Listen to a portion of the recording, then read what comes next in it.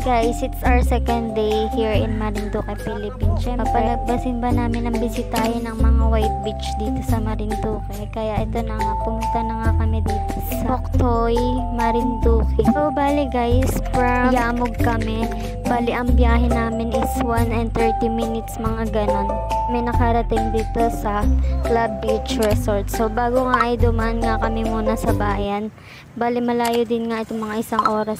Pero malapit na dito yung beach na aming pupunta. Nasakto, naabutan nga namin yung parada ng mga Moryon. Nagpa-picture na din kami at ito na nga, inabol ko na nga mga Moryon. Ang Moryones ay famous festival dito sa Marinduque na ginaganap tuwing Holy Week.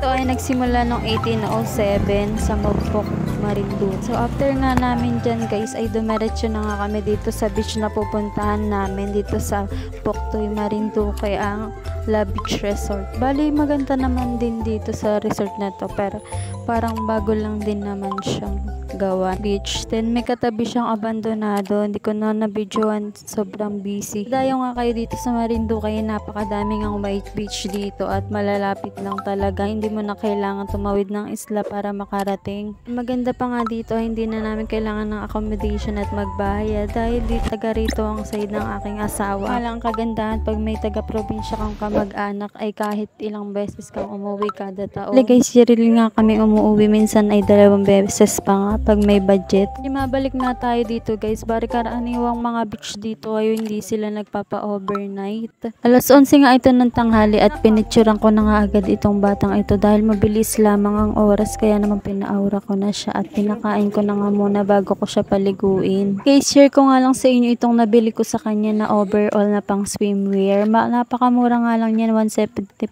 ko lang nabili yan.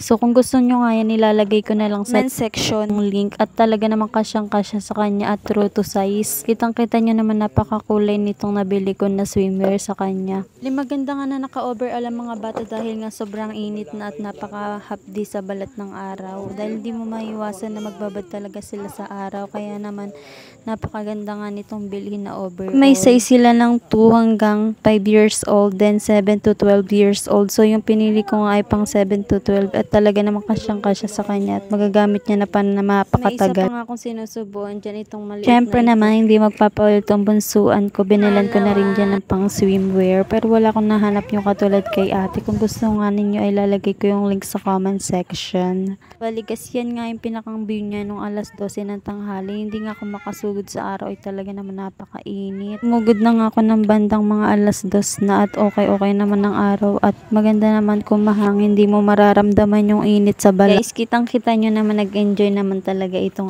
aking prinsesa na ito dahil sa kanya suot na swimwear. Talaga naman hindi siya naiinitan. Layo nyo naman kasi.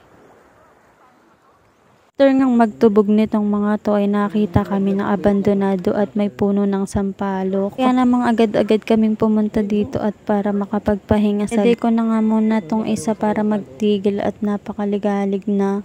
Ito na kami sa puno ng sampalok, kaya naman tumikim na nga ako ng bunga nito. And napaka-asim nga. After 7 years, ngayon na nga lang ulit ako nakatikim nitong puno ng sampalok. Yung bunga ng sampalok, I mean char. Halos kung natitikman ng sampalok ay yung niluto na at yung may asukal. Alala ko nga noon na idinadampot nga lang namin yung mga nalaglag na bunga ng sampalok at ito ay aming kinakain. Biglang nag-throwback sa akin yung mga pinsan na kasama ko tuwing namumulot kami ng bunga ng sampalok. Alala ko pa noon kahit tilaw ito at maniba ay talaga namang kinakain namin ito at sinasawsaw lang namin sa ay okay na. After ko nga mapadede si Athena ay nag-aura na nga ako dito sa araw kahit napakainit. Man ready ang mama nyo at tinang nyo naman may baon talaga siyang swimsuit na. Salamat na lang nga ako ay may supportive akong asawa. Char. After nga namin sa White Beach ay umuwi na kami. Hindi ko na nga na-videohan ito guys, sorry. Bali napagod lang ang person. Char. Bali nag-bonfire nga kami dito sa Aplaya. Bali guys, malapit nga lang itong Aplaya dito sa tinutuluyan namin. Bali nga ang dagat dito ay kapitbahay mo lamang.